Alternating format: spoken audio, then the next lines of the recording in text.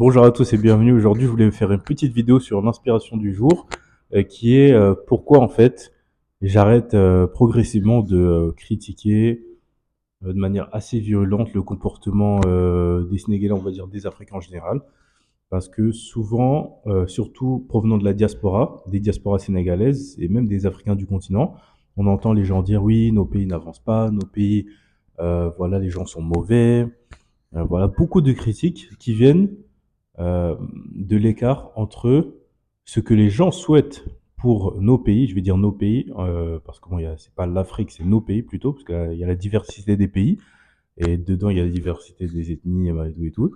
Et on va dire nos pays. Il y a l'écart en fait entre ce que l'on souhaite pour nos pays, ce que l'on imagine en termes de vision pour nos pays, et la réalité des faits.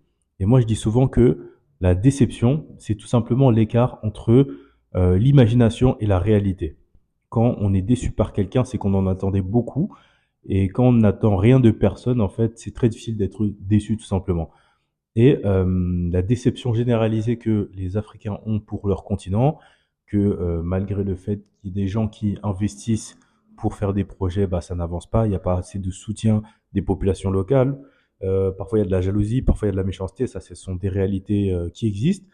Il y a aussi le concept d'aide au développement qui n'a jamais développé aucun pays, où bah, en fait on dit mais à quoi bon déverser des milliards si ce n'est pas pour arriver en fait à un développement, à des infrastructures qui fonctionnent, à des systèmes de gouvernance qui fonctionnent, qui sont équitables et qui ne dépendent pas de dettes ou de programmes extérieurs.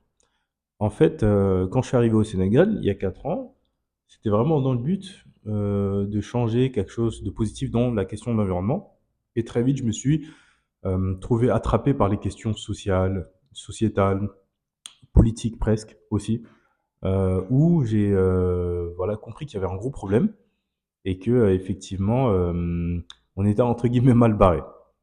Et progressivement, surtout récemment, donc il y a quelques mois seulement, je me suis rendu compte que on n'avait pas la bonne perspective sur les choses. C'est-à-dire que quand on parle du développement de l'Afrique, quand on parle du développement des gens, la manière dont les gens doivent se comporter, en fait, on adopte toujours le point de vue occidental. Parce que quand on parle de diaspora, c'est souvent la diaspora qui vient d'Europe, d'Amérique du Nord, qui s'exprime sur ça. Et les locaux, donc de nos pays, ils sont un peu à l'image, ou ils essaient d'être à l'image des pays du Nord. Donc ils adoptent des modèles occidentaux, parce que nos pays sont basés sur des modèles occidentaux, avec la décolonisation. Les systèmes qui ont été laissés en place en Afrique francophone notamment ont été calqués sur le modèle 5 République de Gaulle, avec quasiment les mêmes institutions, les mêmes protocoles, les mêmes façons de faire, les mêmes façons aussi de voir la population. Donc il y a toujours cet aspect État colonial dans nos États qui sont censés être décolonisés, où l'État est central et une autorité suprême qui, bien souvent, va, entre guillemets, mépriser la population locale, utiliser les ressources comme, enfin, pour l'extraction, uniquement pour l'extraction. Et tous nos modèles de gouvernance sont calqués sur les modèles hérités de la colonisation. Et jusqu'à présent, en fait, on n'a pas remis en question ces choses-là. Donc, quand on critique l'Afrique et les Africains, on oublie le système dans lequel les gens évoluent. Et moi, j'aime bien dire que le problème, c'est pas forcément les individus, c'est le système. Parce que c'est dans le système que l'individu évolue et c'est dans le système que l'individu se fait. Donc, tous les codes culturels, toute l'éducation, même les objectifs de vie, j'en ai parlé dans mes précédentes vidéos, ce à quoi on aspire plus tard, c'est très souvent dicté par notre environnement. En réalité, le problème, c'est qu'on se concentre beaucoup trop sur les conséquences plutôt que sur les causes. C'est-à-dire quand on voit voilà, des gens qui ne sont pas très motivés pour travailler, on voit qu'il y a toujours des histoires de vol, voilà, l'argent qui est détourné et tout. En fait, on va dire que ce sont les causes du sous-développement alors que ce sont plutôt des conséquences. Le système compte plus que les individus. Et quand on pense que le problème sont les gens, c'est très réducteur parce que ça voudrait dire qu'il suffirait de remplacer les Africains pour que ça aille mieux, alors que c'est pas vraiment le cas. Il y a beaucoup d'entrepreneurs étrangers qui se sont installés en Afrique et qui versent dans les mêmes choses. Quand vous voyez les Chinois, les Indiens dans certains pays, bah, ils sont tout aussi mafieux que les Africains, voire pire. Et en réalité, les étrangers profitent beaucoup plus de ces systèmes où la corruption, enfin, où vraiment tout ce qui est un peu obscur est généralisé, parce qu'ils n'ont pas cette barrière morale de se dire que ah, mon voisin peut me voir, là où les Africains l'ont, parce qu'il y a quand même un sens du collectif qui fait que on peut faire de mauvaises choses, mais on a toujours un peu peur du regard des autres, là où les étrangers peuvent venir prendre leurs ressources, voilà, détourner l'argent, faire ce qu'ils veulent et retourner dans leur pays sans problème parce qu'ils n'ont pas forcément grand-chose à faire de la vie des autres. Mais bon, ça c'est une autre question. Et donc il faut regarder vraiment la base du problème. Et moi, quand j'ai commencé à analyser le système, notamment au Sénégal, je me suis rendu compte que tout était fait pour que les gens échouent. On part de l'école.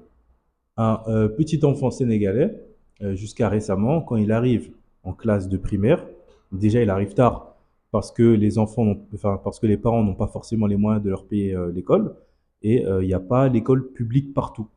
Et souvent, vous allez voir des enfants de 10 ans, 11 ans, parfois même 12 ans, arriver en classe de CE2, CP ou je sais pas. Là où, en fait, tu devrais avoir 6 ou 7 ans quand tu arrives en CP. Mais déjà, il y a ce retard-là. Et en terminale, si vous voyez les lycées au Sénégal, vous allez voir des majeurs de 21, 22, 23 ans, qui sont beaucoup plus nombreux que des gens de 17, 18 ans, l'âge à laquelle, en fait, on doit être dans ces classes-là. Pourquoi? Parce que d'une part, il y a ce problème d'accès à l'école qui est difficile. Donc, Sénégal, c'est un pays qui est assez avancé par rapport à ça comparé à d'autres pays, mais il y a quand même beaucoup de problèmes par rapport à ça. Et il y a l'enseignement qui se fait en français. Et ça, c'est un très très gros problème. Non pas que le fait d'enseigner en français soit un problème en soi. Le problème en fait est double.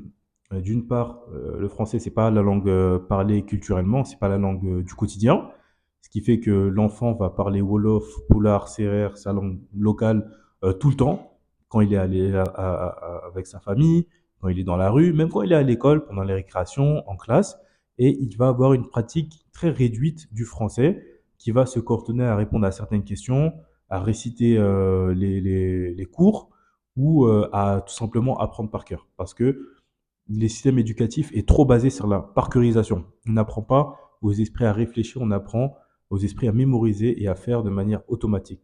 Et ça, c'est un très très très gros point faible de l'école dans nos pays.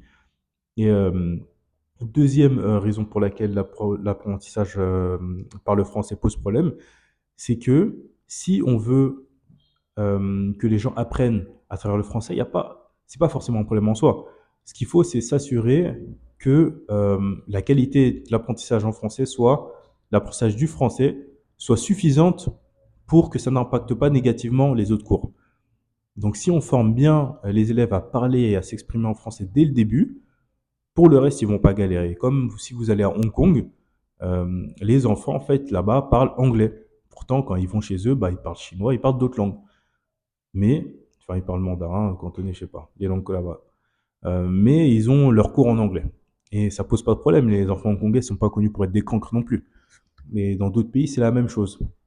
Mais dans des pays comme le Sénégal, l'apprentissage, la qualité de l'enseignement du français n'est pas suffisamment bonne, n'est pas suffisamment rigoureuse pour que l'élève soit assez armé pour comprendre les autres.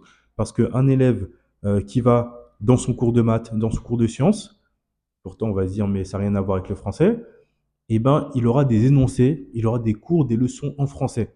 Donc s'il n'arrive pas à comprendre les énoncés, les cours, ben, il va échouer les examens. Et ça amène à plusieurs problématiques qui sont déjà le décrochage scolaire massif, qui fait que ben, un enfant, il se sent très aliéné et il n'arrive pas justement à s'intégrer, il n'arrive pas à suivre les cours, donc il n'est pas motivé.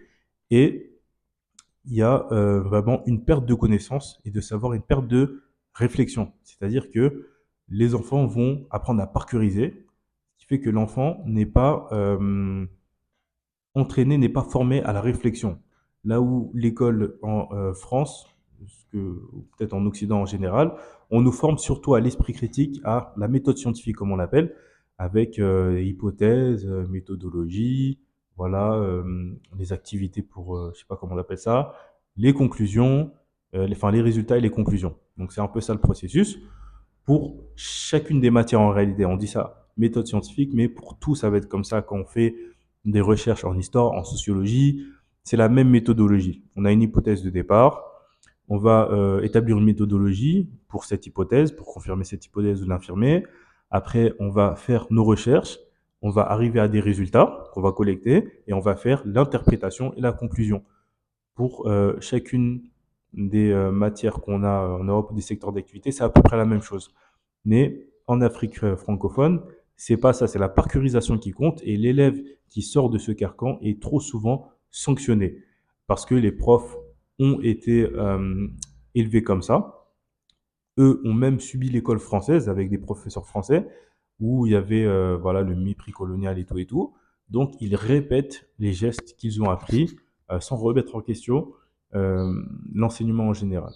Et en fait, c'est ça qui cause du tort à nos pays, c'est que on ne remet pas en question le système, on ne remet pas en question le cadre, on remet toujours en question les individus, en pensant que c'est parce qu'on a des individus mauvais que nos pays n'avancent pas, alors que c'est pas ça du tout.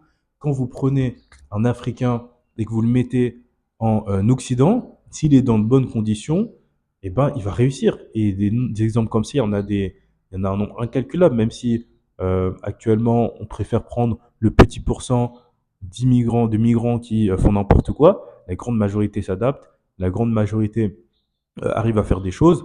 Et des gens comme moi qui sont descendants de la diaspora, on est un contre-exemple parfait pour dire que c'est pas une question d'individu. Parce que moi, dans les gènes, je suis 100% sénégalais. J'ai grandi en France.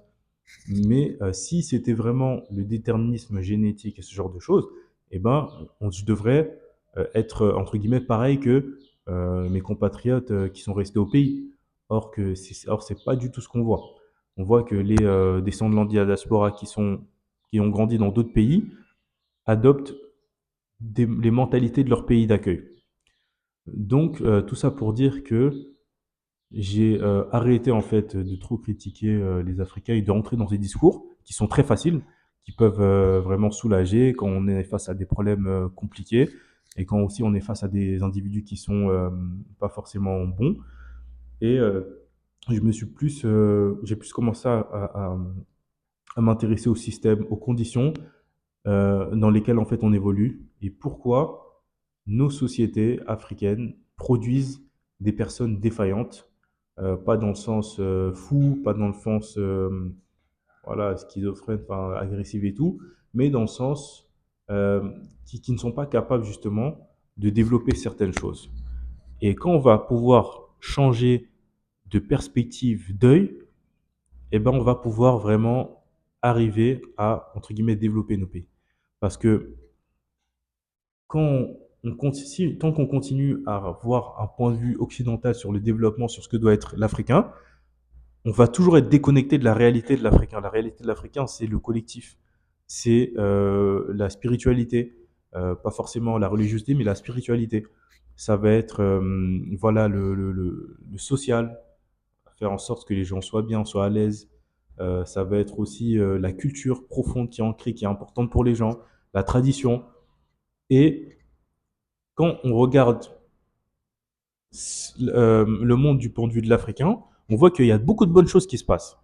Quand on parle de Ramadan, par exemple, il y a chaque année des distributions de nourriture que les gens font spontanément. Ils le font pas pour de l'argent, peut-être ils le font un peu pour la gloire, et ça c'est pas forcément tout le monde, mais ils le font parce que il y a cet esprit collectif qui existe. Moi j'ai vu des choses qui m'ont bluffé. Chaque Ramadan, on ramène tous les ingrédients le matin, sans planification, et on arrive à nourrir des centaines de personnes. Sans planification, là où en Europe, si vous voulez faire la moindre chose, il faut planifier à l'avance. Ici, il y a un esprit de spontanéité qui est énorme. Il y a un esprit aussi de créativité qui est énorme. Donc, les Ouest-Africains, surtout les Sénégalais, sont de très bons orateurs, ils sont bons en communication.